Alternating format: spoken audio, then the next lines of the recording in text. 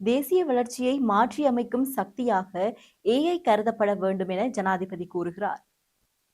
1000 புதிய தொல்லியல் இடங்களை அடையாளப்படுத்த தொல்லியல் திணைக்களம் நடவடிக்கை. எல்லை தாண்டிய இந்திய மீனவர்கள் 22 பேர் கைது. லிட்ரோ எரிவாயுவுக்கு எந்தவித தட்டுப்பாடும் இல்லை, லிட்ரோ நிறுவனம் தகவல். போலீசாருக்கு புதிய தொழில்நுட்ப உபகரணங்கள் கையளிப்பு. மின்னணு பயண அனுமதி முறையில் தொழில்நுட்ப கோளாறு, மாற்று திட்டங்களை பயன்படுத்த கோரிக்கை. வணக்கம், இது ஈரோ தமிழின் இரவு நேர பிரதான செய்திகள். செய்திகளோடு இணைந்திருக்கும் நான் ஜெனிஃபர் ஹசன். தொடர்வன விரிவான செய்திகள்.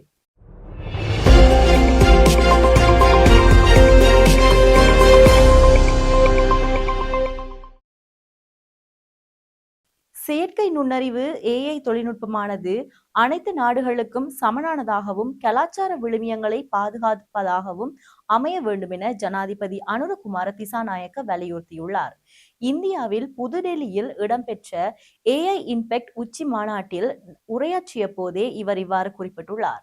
ஏஐ தொழில்நுட்பத்தை கடந்த கால தொழிற்புரட்சிகளுடன் ஒப்பிட்டு ஜனாதிபதி இது தேசிய வளர்ச்சியை மாற்றியமைக்கும் ஒரு சக்தியாக கருதப்பட வேண்டும் என்றார். ஏஐ வசதி கொண்ட நாடுகளுக்கும் இல்லாத நாடுகளுக்கும் இடையே அதிகரித்து வரும் இடைவெளி பல நாடுகளை பொருளாதார ரீதியாக ஓரம் கட்டும் அபாயத்தை உருவாக்கியுள்ளதாக எச்சரித்துள்ளார். இலங்கை இன்னும் முழுமையான உட்கட்டமைப்பை உருவாக்கவில்லை என்றாலும் திறமையான இளைஞர்கள் பட்டாளம் மற்றும் வலுவான சட்ட அமைப்பை கொண்டுள்ளதாக குறிப்பிட்டுள்ளார். இதற்காக தரவு பாதுகாப்பு மற்றும் சைபர் பாதுகாப்பு சட்டங்கள் நவீனமயப்படுத்தப்பட்டதாக அவர் தெரிவித்தார். ஏஐ துறையில் ஒரு சில மொழிகள் மற்றும் ஆதிக்கம் செலுத்துவது கலாச்சார பன்முகத்தன்மையை அளிக்கும். எனவே உள்ளூர் மொழிகள் மற்றும் கலாச்சார அறிவை டிஜிட்டல் மயமாக்கி ஏஐயுடன் இணைக்க வேண்டும் என அழைப்பு விடுத்துள்ளார். பிராந்திய ஒத்துழைப்புக்காக பகிரப்பட்ட தரவு ஆளுமை, பொதுவான மொழித்தரவு தொகுப்புகள், ஒருங்கிணைந்த மதிப்பீடு முறைகள், பாதுகாப்பு மற்றும் திறன் மேம்பாட்டு கட்டமைப்புகள் ஆகிய 4 விடயங்களை முக்கிய பரிந்துரைகளாக ஜனாதிபதி முன்வைத்துள்ளார். இந்தியா போன்ற நாடுகளில் டிஜிட்டல் உட்கட்டமைப்பில் கொண்டுள்ள தலைமைத்துவத்தை பயன்படுத்தி பாதுகாப்பான பிராந்தியத்தை ஏஐ வசதிகளை உருவாக்க இலங்கை ஒத்துழைக்கும் என ஜனாதிபதி உறுதியளித்துள்ளார்.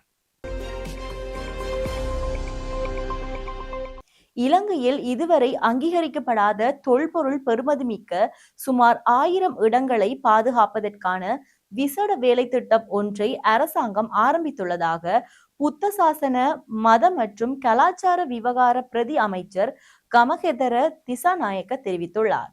முதற்கட்டமாக நாடு முழுவதும் சிதறி கிடக்கும் வரலாற்று முக்கியத்துவம் வாய்ந்த இடங்களை முறையாக வரைபடமாக்குவதற்கான விரிவான ஆய்வுகள் முன்னெடுக்கப்படும். இந்த திட்டம் வெறும் அரசாங்க கண்காணிப்புடன் மட்டும் நின்றுவிடாமல் அந்த பகுதிகளில் வாழும் உள்ளூர் சமூகங்களில் நேரடி பங்களிப்புடன் செயல்படுகின்றது.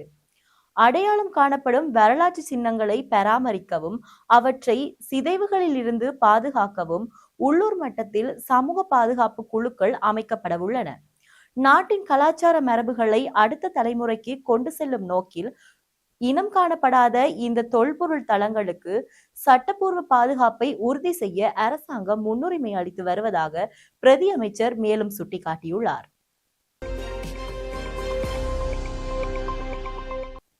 இலங்கை கடற்பரப்பினுள் எல்லை தாண்டி மீன்பிடியில் ஈடுபட்ட குற்றச்சாட்டில் ராமேஸ்வரத்தை சேர்ந்த 22 தமிழக மீனவர்கள் இலங்கை கடற்படையினரால் நேற்று இரவு கைது செய்யப்பட்டுள்ளனர். நெடுந்தீவு கடற்பரப்பு அருகே ராமேஸ்வரம் மீனவர்கள் 12 பேர் 2 படகுகளுடனும், மன்னார் கடற்பரப்பில் 10 ராமேஸ்வர மீனவர்கள் 2 படகுகளுடனும் கடற்படையினரால் கைது செய்யப்பட்டனர். கைது செய்யப்பட்ட மீனவர்கள் யாழ்ப்பாணம் மற்றும் மன்னார் கடற்தொழில் நீரியல் வள திணைக்கள அதிகாரிகளிடம் ஒப்படைக்கப்பட உள்ளனர். மேலதிக சட்ட நடவடிக்கைகளுக்காக இவர்கள் இன்றைய தினம் ஊர்காவற்துறை மற்றும் மன்னார் நீதிவான் நீதிமன்றத்தில் ஆஜர்படுத்தப்பட்டனர். எதிர்காலத்தில் எவ்வித எரிவாயு தட்டுப்பாடும் ஏற்படாது எனவும் போதுமான அளவு இருப்பு உள்ளதாகவும் லிட்ரோ நிறுவனம் தெரிவித்துள்ளது. தம்மிடம் போதுமான அளவு இருப்பு காணப்படுவதாக லிட்ரோ நிறுவனம் குறிப்பிட்டுள்ளது. இதன் காரணமாக தேவையற்ற வகையில் பதற்றமடைய வேண்டாம் என அந்த நிறுவனம் பொதுமக்களிடம் கோரிக்கை விடுத்துள்ளது. பிப்ரவரி 17 மற்றும் 18ஆம் திகதிகளில் தாங்கள் ஏற்கனவே 2,84,000 வீட்டு பாவனை எரிவாயு சிலிண்டர்களை விநியோகித்துள்ளதாக லிட்ரோ நிறுவனம் வெளியிட்டுள்ள அறிக்கையில் குறிப்பிடப்பட்டுள்ளது.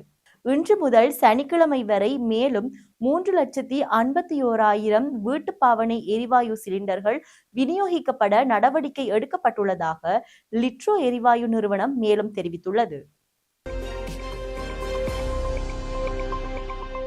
556 மில்லியன் ரூபாய் பெறுமதியான அத்தியாவசிய தொழில்நுட்ப உபகரண தொகுதியை பொதுமக்கள் பாதுகாப்பு மற்றும் பாராளுமன்ற விவகார அமைச்சர் ஆனந்த விஜயபோல போலீசாருக்கு வழங்கியுள்ளார்.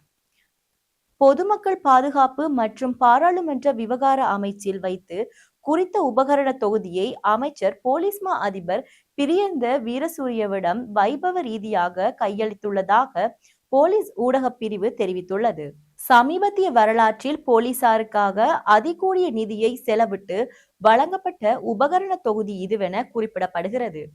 365 மில்லியன் ரூபாய் பெறுமதியான 1718 கணனிகள், 129 மில்லியன் ரூபாய் பெறுமதியான 575 நிலப்பட பிரதியிடும் இயந்திரங்கள், 45 மில்லியன் ரூபாய் பெறுமதியான வேகமானிகள், 17 மில்லியன் ரூபாய் பெறுமதியான 1750 UPS இயந்திரங்கள் போலீசாருக்கு கையளிக்கப்பட்டுள்ளன.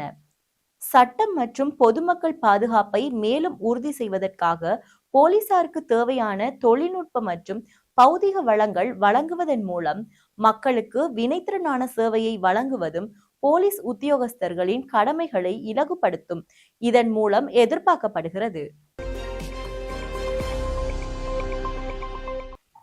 இலங்கையின் மின்னணு பயண அனுமதி முறையில் ஏற்பட்டுள்ள தொழில்நுட்ப கோளாறு காரணமாக விண்ணப்பதாரர்களுக்கு தற்காலிக ஏற்பாடுகள் செய்யப்பட்டுள்ளதாக குடிவரவு மற்றும் குடியகழ்வு திணைக்களம் அறிவித்துள்ளது. புதிய நடைமுறைகளின்படி சுற்றுலா அல்லது வணிக நோக்கங்களுக்காக மின்னணு பயண அனுமதிக்கு விண்ணப்பிக்கும் பயணிகள் குறிப்பிட்ட சில நாடுகளை தவிர www.eta.gov.lk என்ற உத்தியோகபூர்வ இணையதளத்தினூடாக விண்ணப்பங்களை சமர்ப்பிக்க வேண்டும். தொழில்நுட்ப கோளாறு காரணமாக உத்தியோகபூர்வ அனுமதி கடிதம் கிடைக்காவிட்டாலும் விண்ணப்பதாரர்கள் தமது மின்னணு பயண அனுமதி குறிப்பு அறிவிப்பை பண்டாரநாயக்க சர்வதேச விமான நிலையத்தில் குடிவரவு கருமப்பீடத்தில் சமர்ப்பிக்க வேண்டும். சமர்ப்பிக்கப்பட்ட குறிப்பு அறிவிப்பு சரிபார்க்கப்பட்டதும் விமான நிலையத்திலேயே சுற்றுலா அல்லது வணிக ரீதியான மின்னணு பயண அனுமதி வழங்கப்படும். பயணிகள் தமக்கு தேவையான அனைத்து ஆதரவு ஆவணங்களையும் தம்வசம் வைத்திருக்க வேண்டும் எனவும் நிலையான நுழைவுக்கு தேவைகளை பூர்த்தி செய்திருக்க வேண்டும் எனவும் அறிவிக்கப்பட்டுள்ளது. Cameroon, Nigeria, Ivory Coast, Afghanistan, Ghana மற்றும் சிரியா ஆகிய நாடுகளை சேர்ந்த பயணிகள் இலங்கையில் உள்ள ஒரு அனுசரணையாளர் மூலம் குடிவரவு திணைக்களத்தின் தலைமை அலுவலகத்தில் குறுகிய கால விசா விண்ணப்பங்களை சமர்ப்பிக்க வேண்டும். அமெரிக்காவின் கலிபோர்னியா மாநிலத்தின் லேக் டஹோ பகுதியில் ஏற்பட்ட பனிச்சரிவில் சிக்கி 8 பனிச்சறுக்கு வீரர்கள் உயிரிழந்துள்ளதாக நோவாடோ காவல்துறை உறுதிப்படுத்தியுள்ளது. நேற்று முன்தினம் காலை உள்ளூர் நேரப்படி சுமார் 11:30 மணி அளவில் புகழ்பெற்ற கேஸ்டல் பீக் பகுதியில் அனர்த்தம் நிகழ்ந்துள்ளது. மொத்தம் 15 பேர் கொண்ட குழுவினர் பனிச்சறுக்கில் ஈடுபட்டிருந்த போதே இந்த சம்பவம் இடம்பெற்றுள்ளது. இவர்களில் 6 பேர் உயிருடன் மீட்கப்பட்டுள்ளதுடன் அவர்களில் 2 காயமடைந்த நிலையில் மருத்துவமனையில் அனுமதிக்கப்பட்டுள்ளனர். அவர்களின் உயிருக்கு ஆபத்து எதுவும் இல்லை என தெரிவிக்கப்பட்டுள்ளது.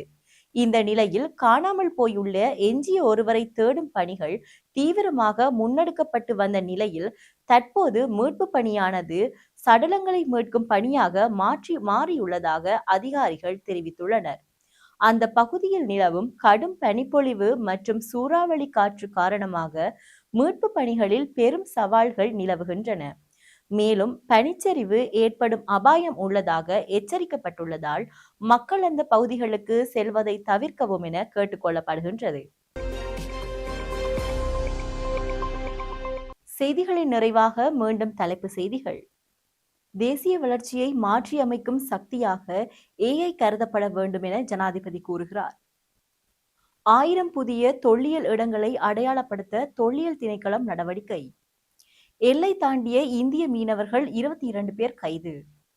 லிட்ரோ எரிவாயுவுக்கு எந்தவித தட்டுப்பாடும் இல்லை, லிட்ரோ நிறுவனம் தகவல். போலீசாருக்கு புதிய தொழில்நுட்ப உபகரணங்கள் கையளிப்பு.